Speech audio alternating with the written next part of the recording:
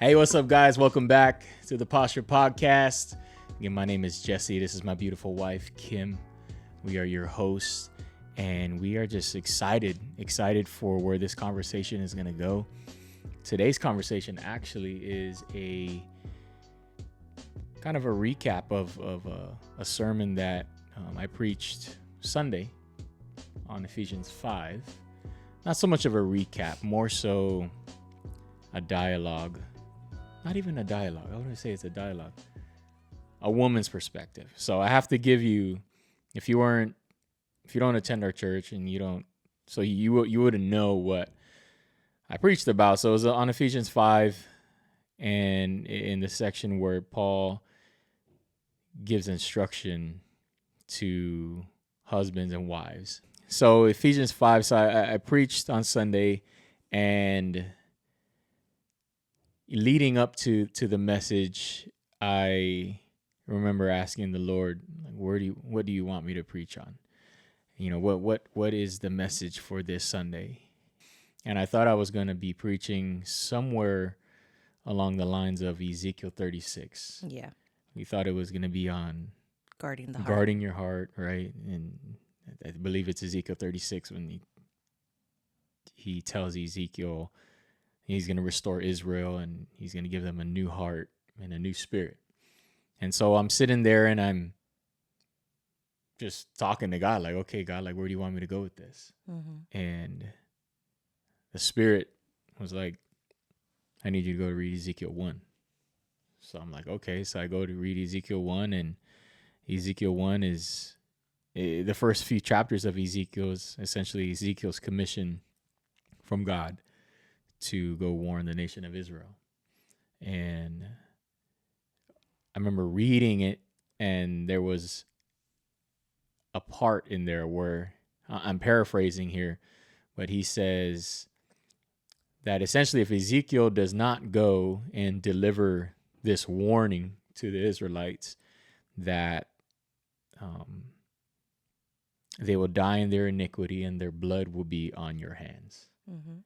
Right? But he says that if you are obedient and you go and you deliver this warning to Israel, then if they die in iniquity, it will not be on their blood will not be on your hands. You'll be washed clean. And so I remember taking that to heart, and I was like, okay, so this is a message that, like, okay, like, who am I warning? You know, who am I warning? And the Lord said, I need you to warn the men of my church, the men of the church, right? And then I said, okay, like, well, what am I gonna warn them on? You know, what is to warn? And he said that you need to warn them because they are not being men of God. They're not loving their wives as I have called them to love their wives. They're not leading their families as I have called them to lead their families. You know, as leaders, as men, as head of the household. There's a lot of men that are not doing that. There's a lot of men that are professing me with their lips, but their hearts are far from me. I remember sitting there and looking at that responsibility, and I'm like, man, like, I gotta preach this message to these men, you know, and as a man myself, I'm like, you know, how is this going to be received? How is it going to be received? And I remember, and I have, you know, my sermon notes here, and I remember my initial response was just pushback, like, no, God, like, this is going to be hard. You know, who am I to tell another man that men, you know, an entire congregation, that they need to be better as a husband, as a man of God, as a father, as a brother, you know, and you just think about those things, right? Just the criticism, the disagreement, you know, how it's going to be uncomfortable. It was something initially, like, it wasn't something that I wanted to do. because I knew it was going to be a hard message.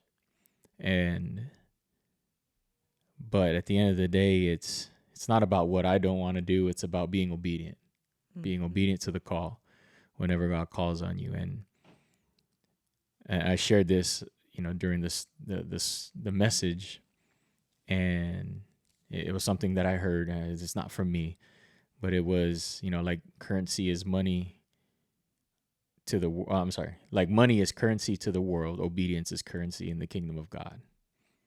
Right, and so, I'm not here to store my treasures here in this earth. Right, store my treasures in heaven, and this is the assignment God has for me, and that was this past Sunday. That was my assignment, to study and prepare and be bold and, I guess, courageous to deliver that. Something I had to do. And I would say, the feedback, the I remember you saying it was like you're sitting there and you're like, it was like a pin drop. Like it was like you couldn't, it was like people either were not listening or they were super tuned in because you couldn't hear anyone saying anything in there. Mm-hmm. Yeah. And then the feedback after was, all the women were like, "Oh, Jesse did such a good job. That was a great message. That was a great message," But the follow-on was from both men and women was like, "That was so great. Families needed that. Mm-hmm. There has to be a follow-on." Yeah. And so, and by the way, if you're interested in listening to the full message, you can go on YouTube, My Friend's House Christian Fellowship. They post all their sermons. And so it's the sermon from this past Sunday. And I highly encourage you to do it because it's not just a warning for the men in our church, as a whole. but I think as a whole, as a community, as a society, as a nation, bringing men back to God. Yeah. And so, that was the feedback that I heard. Awesome. Yeah. So, that message was for men. It was geared towards the men, and Ephesians 5. It's not just the commission, right? That, or the command that Paul has in there about, loving your wives or loving your husbands as Christ loved the church. It's not men specific. Mm-hmm. It's not man specific. It's not man specific. But in that particular message for that day, the heart was for the men of the church. Yeah. And so I came at it from a perspective of a man myself, being real vulnerable. I had a testimony in there that you didn't expect me to tell the full-on testimony. No. But it was good, man. I think that's kind of, I think what draws people to us is that, we're really transparent. And I think that's an important thing when you share the testimony, right? Not being ashamed of it, because as I mentioned when I was preaching, that, the one reason why I love sharing our testimony, regardless of how dirty it is and how, just sometimes it can be cringe, right? But, you don't know who's going through, or you don't know, there may be somebody going through that same exact situation, or maybe the same, maybe not completely the same, but something similar to what we went through, right? And people that might be, what someone needed to hear, but I don't know. What's your take? What you got? I mean, I think consideration. I think you said that. You said something about consideration, considering your wives, and the tendency to jump the gun. And right after that, you jumped the gun. I did jump the gun. I was so gung-ho for this message. I'm like, this is going to be amazing. Yeah. Until you got to that part. And if you listen to the sermon, you'll know the part. You will know the part. And I hope they catch that little gasp in the audience. Because like I said, it was pin drop quiet. Yeah. And I'm like, oh, here he goes. Here he goes. I'm sitting there. I'm just gripping my Bible. I'm like, he's not going to go that far. He's not going to say like certain parts of our testimony. Oh man, I went all out. I went all out. Yeah. I I said had it a all. I had a feeling Yeah. against you after that. Mm-hmm. But, praise the Lord. Yeah. So you got to talk about how did God help you channel those emotions? Okay. How did God help you in that moment, and in the moments after that, leading up to lunch? Yeah. How did God help you channel through those emotions? Listen, that I you was felt? triggered. Okay. Okay. I was completely triggered. Mm-hmm. I don't mind telling our testimony, but for the most part, I think there are certain parts of our, especially my testimony, that I prefer to disclose in private. Mm-hmm. When the time is right. Like if I'm talking to somebody and they're going through something, and I feel like God is just like, yeah, like right here. Like she needs to hear your testimony. Mm-hmm. And mine is specifically like I like to share my testimony with women. And so when you jump the gun there, The whole congregation. the whole congregation, mind you, like I'm pretty sure none of them knew, not All of none, that. but yeah, Yeah. like really Yeah. like none of them knew all of that. Yeah. By the little gas, yeah. Oh, I just wanted to sink in my chair. Just because it was like, as you were talking, Mm-hmm. although I know I have been redeemed, Mm-hmm. I have been restored. It was Mm-hmm. like the second you started talking about that, Mm-hmm. and I was reliving that moment, Mm-hmm. and just knowing now, like back then, like I knew it wasn't like the best thing, the best situation, Yeah. like, oh, whatever. I didn't know sin like that. But at that moment, where we are now, after growing closer to God, I just felt like, Mm-hmm. like condemnation was just knocking at my door. Yeah. Because there's all of these people that I enjoy being around, Mm-hmm. that I've learned and accepted. Like this is my spiritual family. Yeah. And I was just like, condemnation, judgment, like, it was such a shell shock of a testimony. Mm-hmm. Because what you said was only the peak, right? That was the climax. That was Yeah. the gasping moment Yeah. of the testimony. Yeah. And for me, I guess I felt like I didn't get the chance to speak on my whole testimony. Mm-hmm. And so that's where I was just like, oh, all the feelings, babe. All the feelings. All of it. All of it. Okay? All of it. Like anger, shame, bitterness, resentment, the HE double hockey sticks, came out. Mm-hmm. And so we're seeing, I'm like, all right, well, I just got to grit through the rest of this sermon. Yeah. I'm in literally the front seat, like Yeah. the front and center seat, first row. And I just felt like thoughts and eyes and judgment, like just from the back of the back of my head, right? And as you did altar call, honestly, I just wanted to leave. I didn't even want to stay there for altar call. Yeah. If I'm honest, Yeah. I was just so much in shame, and shock, Mm-hmm. that I just wanted to go. Yeah. And but in the moment, I was just like, all right, Lord, like right here, right? I'm feeling what I'm feeling. Mm-hmm.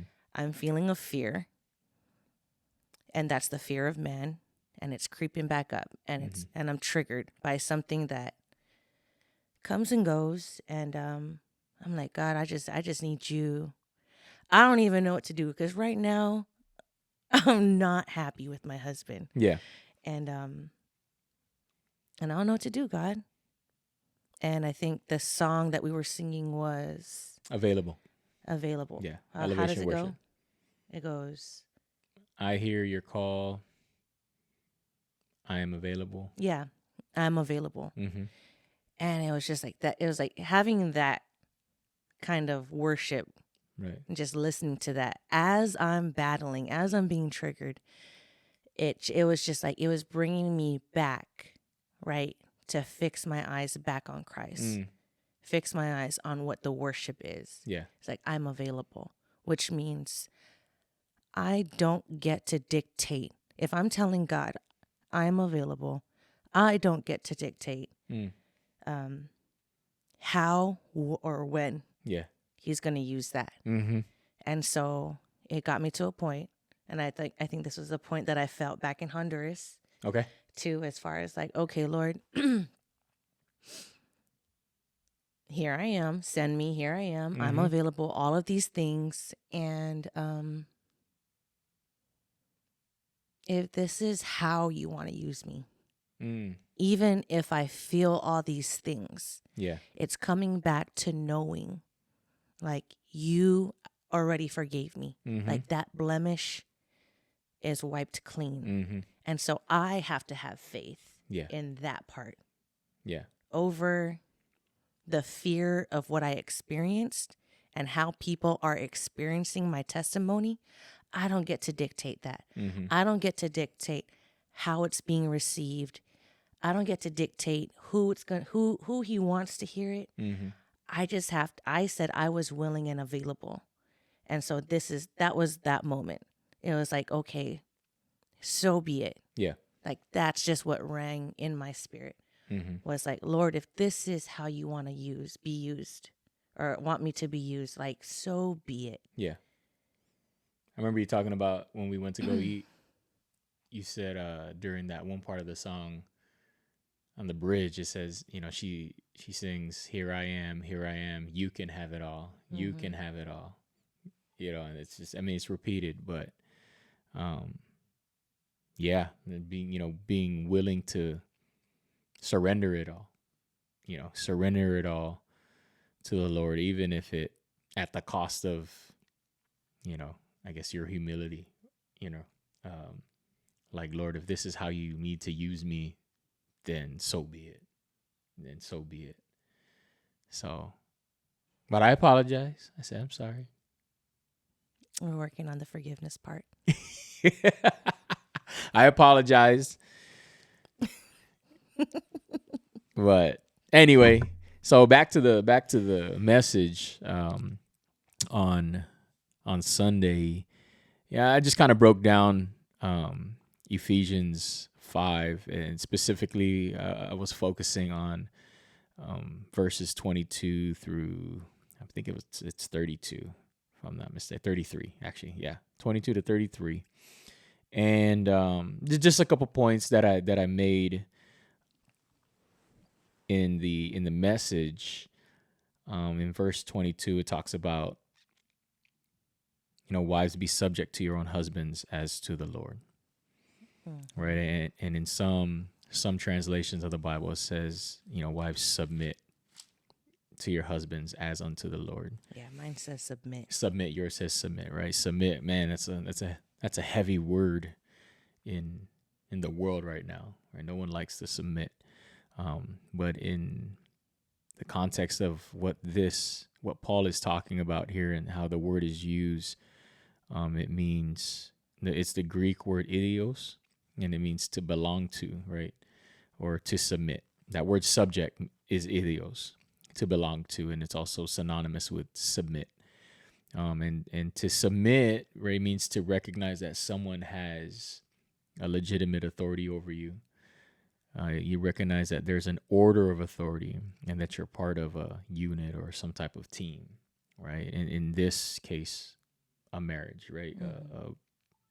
A duo, if you want to call it that. And it doesn't mean inferiority or silence, but rather submission, right? Sub-mission. And that there's a mission for marriage in covenant with God, and that mission is more important than my individual desire.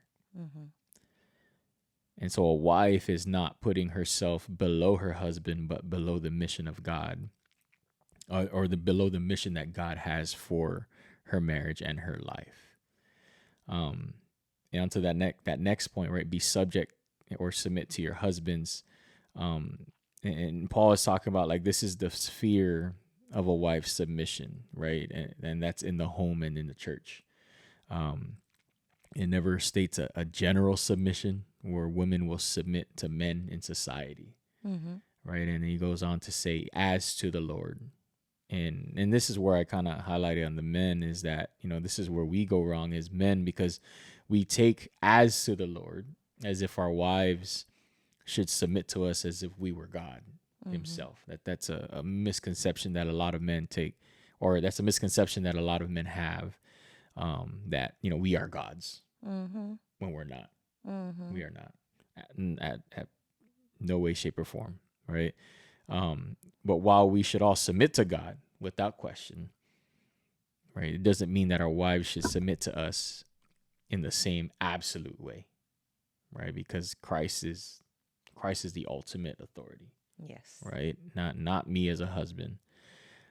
So there's limits to submission, and it's something I highlighted on, like, there's an employer. They can only expect you to submit to them, to a certain level, right? Same thing with kids. I talked about kids and like how we can't expect our kids to fully submit to us, right? And if you are expecting that, I mean, they're going to disappoint you one day. Oh, yeah. They're going to. Probably multiple times. Multiple times. And so,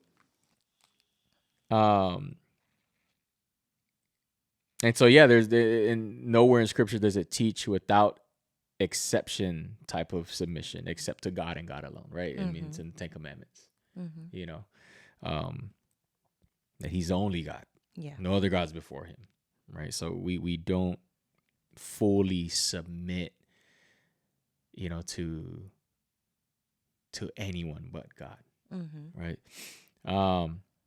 Because to do otherwise, that's idolatry. Yes. Right? It's idolatry.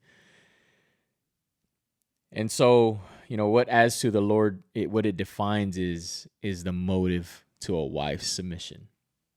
And that's wives submit to your husbands because it is part of your duty unto the Lord.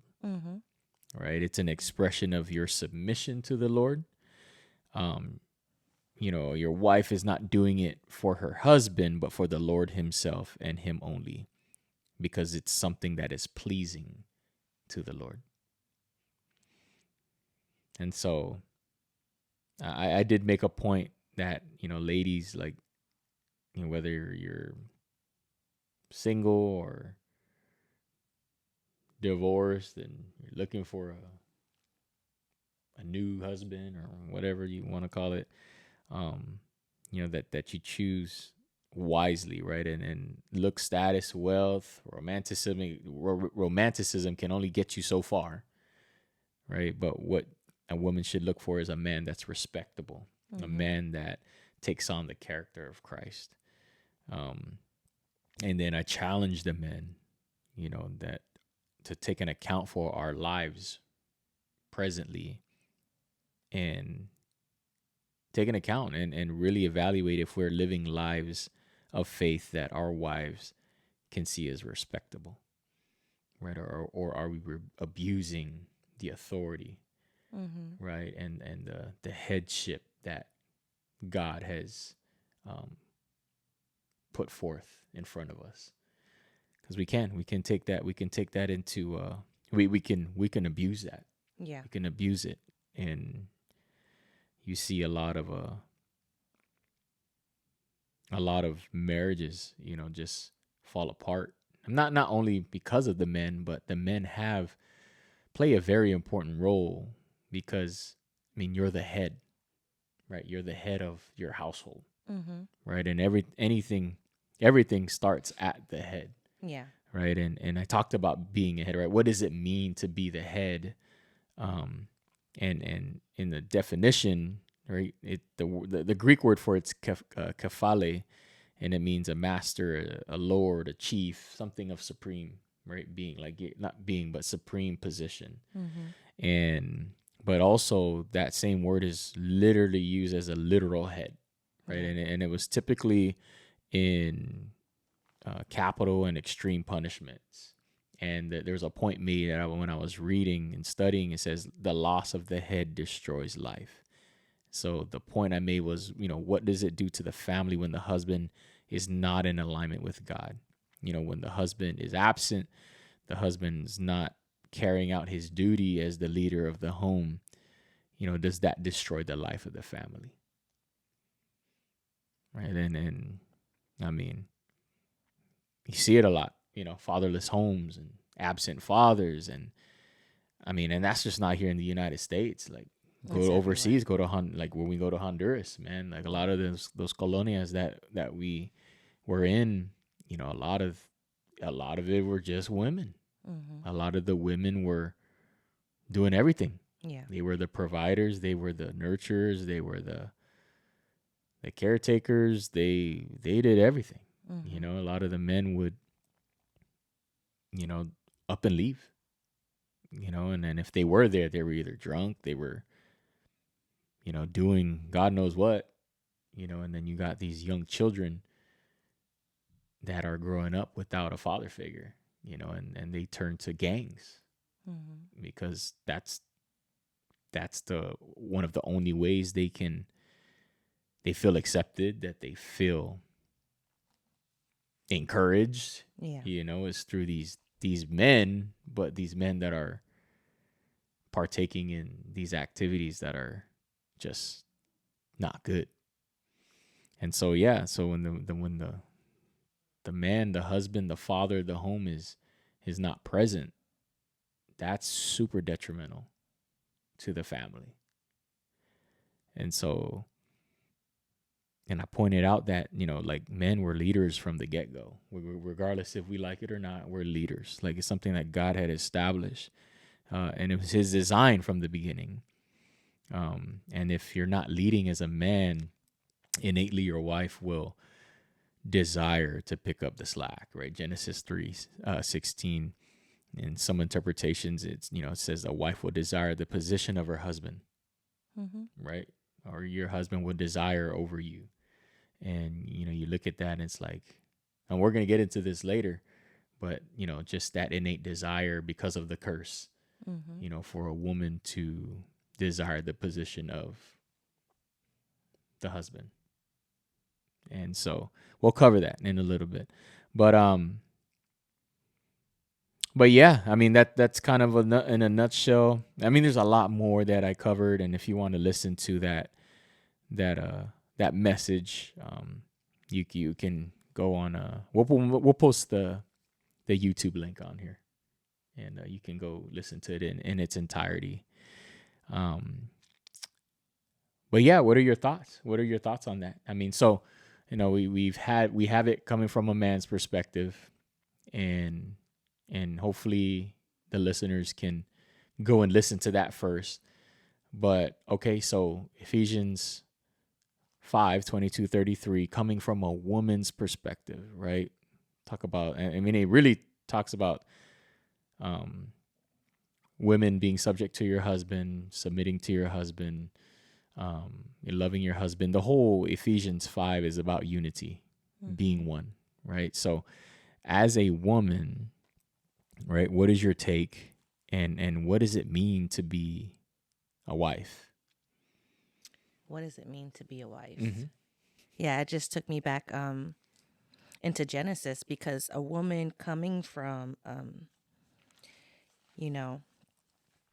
a line, I didn't come from a faith family. Mm-hmm. I didn't come from a Christ following family, mm-hmm. and I love my family, mm-hmm. But it was just not orchestrated for me, mm-hmm. to be brought up in a Christian household. Yeah. So seeing a Christian marriage, mm-hmm. and a godly woman, godly wives, like that was completely foreign to me. Now I can tell you how to be a strong, independent, mm-hmm. You don't need no man, right. kind of woman. Right. You can do this. You can do the hard stuff, like get up, shut up, and color, mm-hmm. type of woman. And my journey had pretty much called me away from that kind of identity Mm-hmm. because it was wrong. Mm. It wasn't mine. Mm-hmm. It wasn't what God intended me to be. Mm-hmm. And so I remember before asking God how to, like asking the Holy Spirit, like, show me how to be a godly mom. Mm-hmm. Show me how to be a godly wife and a Mm-hmm. godly woman. Because my nature is just opposite of that. Mm-hmm. And so, yeah,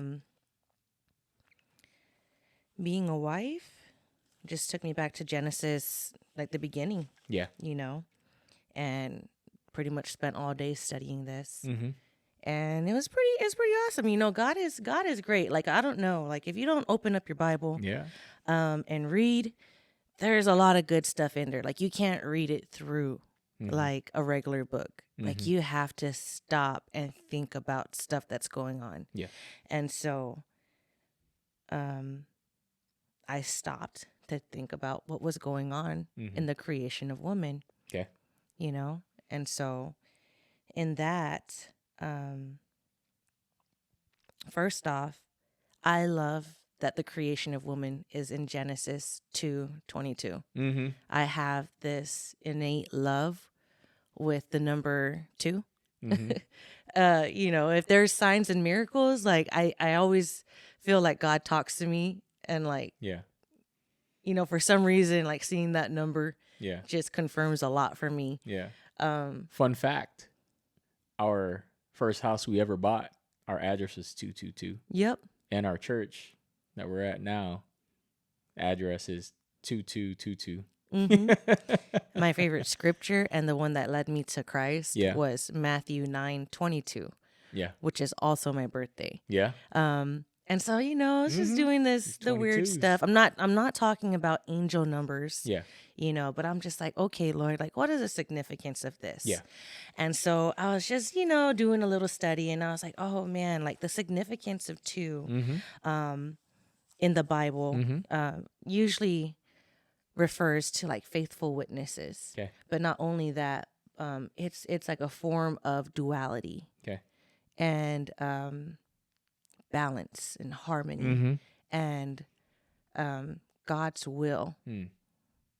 through cooperation and strong relationships. Yeah. It's always going to take 2, Mm-hmm. right? So first off, I loved that. Yeah. I was like, okay, God, we're going in the right path. Like, Yeah. I'm just going to stay right here. I'm not even going to go to Ephesians. Right. Take me back and tell me what you want to say. Mm-hmm. And so I was like, okay, well, my husband was giving the men warning. Mm-hmm. I'm like, is that what women need? Mm-hmm. And so, you know, I'm reading and I'm like, okay. And so we go from that, right? Him creating Adam, Mm-hmm. teaching Adam what he was created to do Mm-hmm. as far as like keeping and working the garden. Yep. And in that, he sees that, oh, it's not good for him to be alone. Mm-hmm. And then from him, no, he says, oh, it's not good for him to be alone. And then he starts bringing him creatures Mm-hmm. to name. Yep. Which I thought was weird because I thought woman would come right after that. Yeah. But no, it's like, no, it's not good for man to be alone. Mm-hmm. Here's this thing. What are you going to name it? Right. I don't know. Buffalo. Cow. Good job, Adam. Yeah. You did me well. Hippopotamus. Platypus.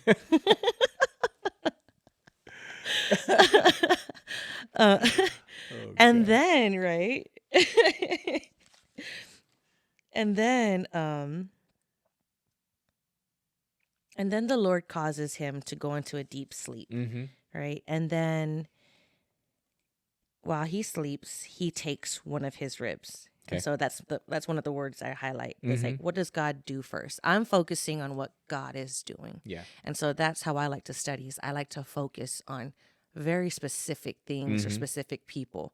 And so in this time, I'm like, okay, woman got me to Genesis. Now I'm looking at my creator. Mm-hmm. How did you make your creation woman? Yeah. You took her. Well, first off, you saw that man was not good alone. Mm-hmm. made him fall asleep. Mm-hmm. And then you took a piece of him. Mm. And then he made it.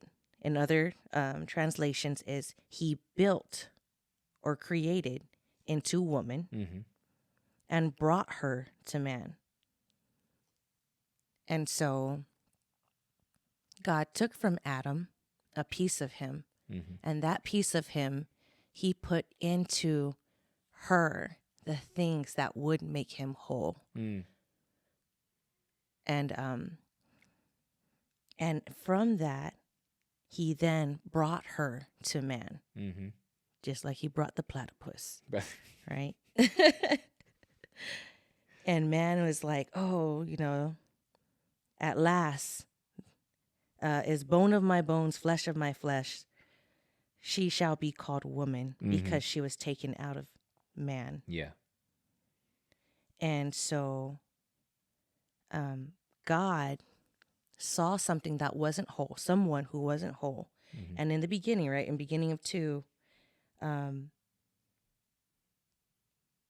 he talks about creating man and then bringing them into our likeness. Mm-hmm. And so not saying that he's going to make them into God, but into his likeness, give him the characters. Yeah. Right. And so he put that into woman. Mm-hmm. So why do you think woman was created from the rib? Why the rib? Okay. And so that was awesome. I asked that question. Mm-hmm. And so the rib was significant because he took the rib from Adam's side. Mm-hmm. He didn't take a portion from his head Yep. nor his feet. Okay. Okay. Symbolizing that she is neither ahead of him or above him or below him. Mm. She is from his side. Mm-hmm. And then from there, I was like, oh, that's amazing, Lord. Like, okay, so she was created from his side to be by his side. Mm. Not before him, not below him. Right. A partner. Yeah. And then I was like, well, why the rib? Yeah. What's the purpose? Mac ribs. Yeah, what's the seasonal. purpose of It's the rib? seasonal. McRib. The McRib is back. McDonald's, you want to sponsor us? I like the McRib. Yep. And I was like, okay, so what's so significant about a rib? And I loved it because ribs function. They have many functions, but one of the 2 important functions is to protect the organs, specifically like the heart and the lungs. Mm-hmm. And then it also allows the lungs to function and breathe. And so I'm like, man, that just touches me because like as a woman, there is this innate desire to protect and not only protect, but to help. Yeah. And right there, it's like God before Adam was breathing life into everything to include him. Mm-hmm. But he built her, and her function is to help him breathe life. Yeah. Right? Come on.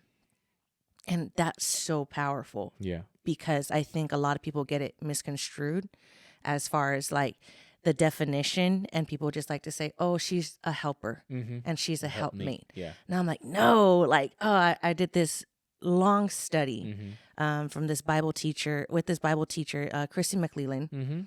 And she goes off on this whole class about the word, and I don't know if I'm saying it right, but it's like pretty much Ezer Kenegdo. Okay. And there's a couple of, like when you break down the word, specifically like Ezer, meaning woman, but it is also a reflection and is used for God. And when God shows himself and his character in a military mode, like he is used as an Ezer when he is coming to aid the Israelites, when he's coming to rescue them, when he's coming to help them. And so the function of him is also her identity. Like, okay, I'll help you put your laundry away. But at the end of the day, like, I'm here to help you and protect your heart. There are things that God put in me, God speaks into me, that helps me and brings out these features of me Yeah. to protect you, protect your heart, Mm-hmm. to help you breathe life, speak life, see life, be who God called you to be. Yeah. And so it's such a powerful, powerful word. Yeah.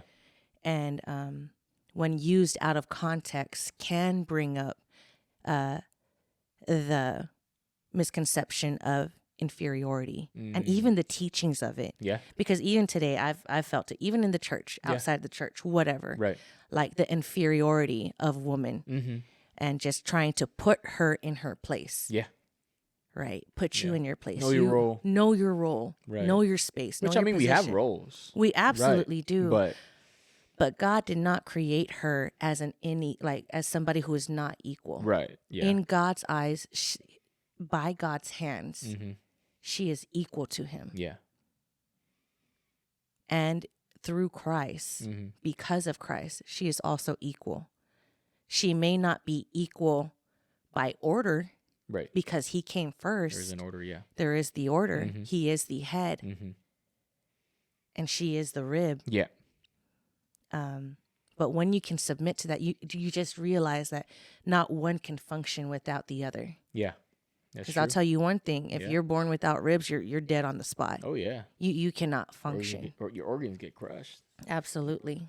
On the next episode. Yeah. And that's something hard for a woman to decipher the difference between challenging your man through love and encouragement and just completely tearing him down. That's powerful. I don't even have to lay a hand on you. Right. But I can take your masculinity and I can shred it to like pieces. Yeah. Yeah. Like God already knew something else was lurking. For in the day that you eat from it, you will surely die. For in the day. Mine is for when the day. For when the day. For when the he day knew. happens. Yeah. He knew if it was like Come on. he foreshadowed there was something else out here.